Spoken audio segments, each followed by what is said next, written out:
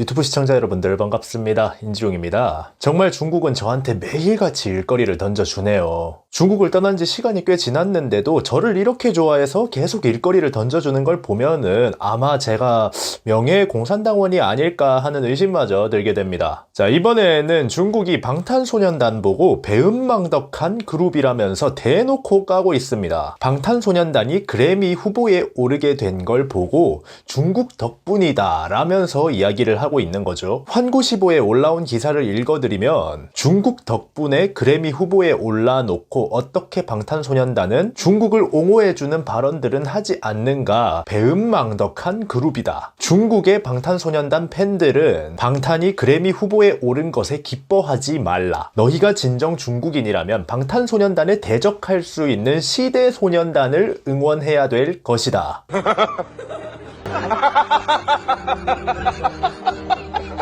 자, 이게 환구시보 연예 1면에 올라온 기사예요. 진짜 미쳐 돌아가는 거죠. 방탄소년단이 너무 세계적으로 잘 나가니까 배가 너무 아파. 우리도 짝퉁소년단 출격! 오, 드디어 C팝을 구원하러 온 거야? 아니, 우리도 개처발리고 왔어.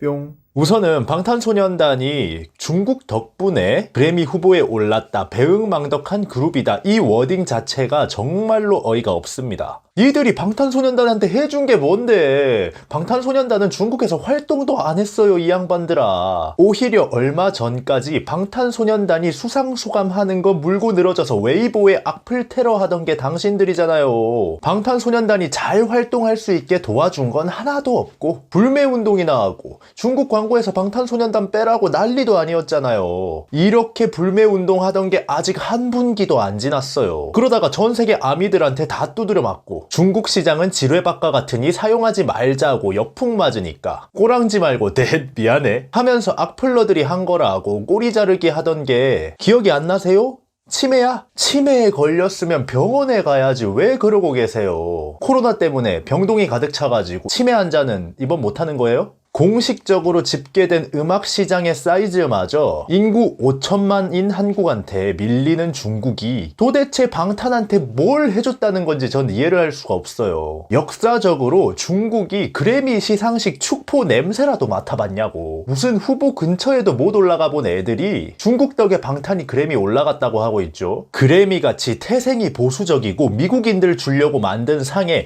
동양인인 방탄소년단이 올라갔다는 것 하나만으로도 정말 세계적인 사건이고 같은 아시아인으로서 응원을 해줘도 모자랄 판에 어디 2019년에 데뷔한 한 살짜리 신생그룹을 방탄소년단한테 비비면서 우리도 방탄소년단 같은 그룹 있어 뿌잉뿌잉 이러고 있냐고요. 뿌잉뿌잉이 아니라 뿌직뿌직이겠지. 말만 하면 뿌직뿌직 똥을 싸지르니까. 배은망덕은 무슨 중국같이 예술성 떨어지는 시장을 가진 국가에 방탄소년단 음악을 들을 수 있다는 게 은혜로운 거지 어디서 배은망덕을 논하고 있습니까?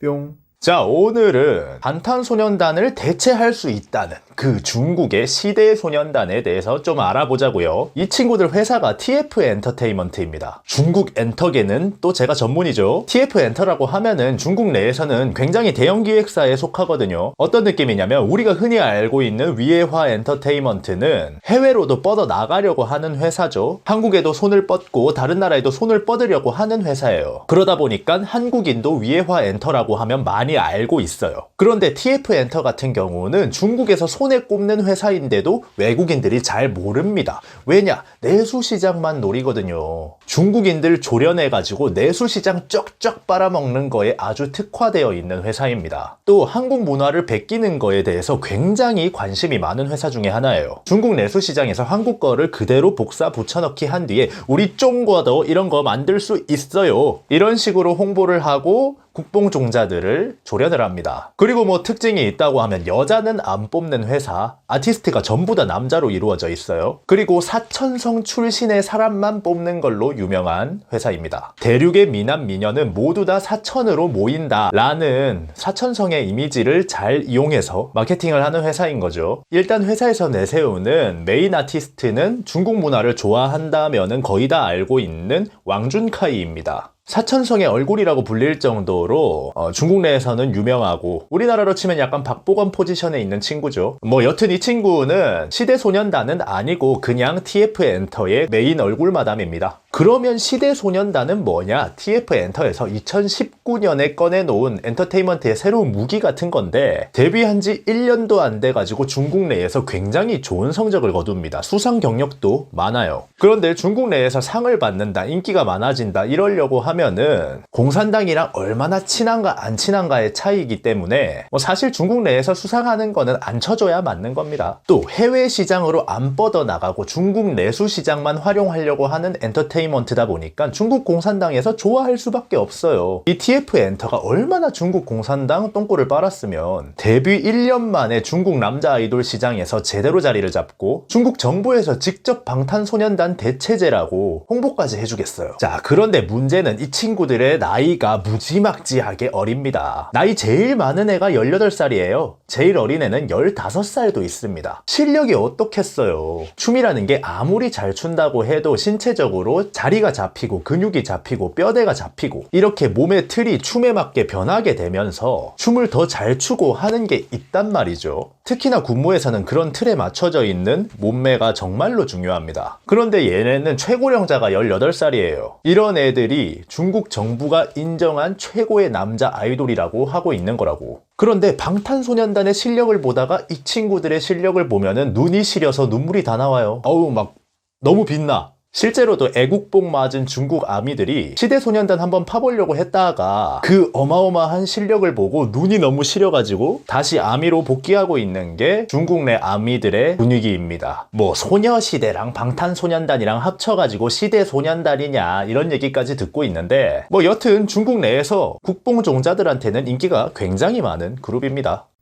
뿅. 참 방탄소년단은 웃길 겁니다. 일본에서는 탄도소년단, 중국에서는 시대소년단 뭐 여기저기서 자기들 제껴보겠다고 비슷한 이름 들고 나와가지고 활동을 하니까 본인들은 역시 우리가 시대의 아이콘이 맞구나 싶을 거예요. 그리고 시대소년단을 볼 때마다 참 안타깝습니다. 자기네들은 그냥 데뷔를 한 죄밖에 없는데 중국 정부에서 갑자기 월드클래스인 방탄소년단이랑 엮어가지고 걔네들을 제끼래요. 그러면서 갑자기 팍팍 밀어줘, 도죠. 아주 방탄 못 제끼면 아우지 탄광이라도 보낼 기세죠. 이제 20살도 안 된 어린 친구들이 이런 중압감을 어떻게 버텨낼지 참 트레이너 입장에서는 애들 힘들어하는 게 눈에 보여가지고 안타깝습니다. 이런 걸 보면 알 수 있는 게 결국에 문화의 힘이 강하면은 뭐라고 말하지 않아도 알아서 국격이 오릅니다. 방탄한테 문제가 생기니까 전 세계 아미들이 발벗고 먼저 나서주잖아요. 그런 게 진짜 문화의 힘이죠. 국가에서 검열당한 한 달 전에 지들이 무슨 말 한지도 기억 못하는 치매 걸린 신문사에서 우리 애들 좀 띄워주세요. 니들이 애국자라면 우리 애들 사용하세요.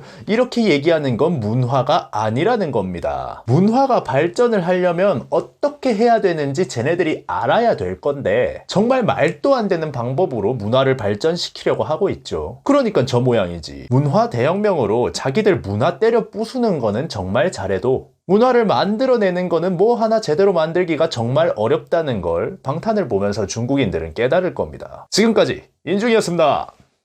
감사합니다.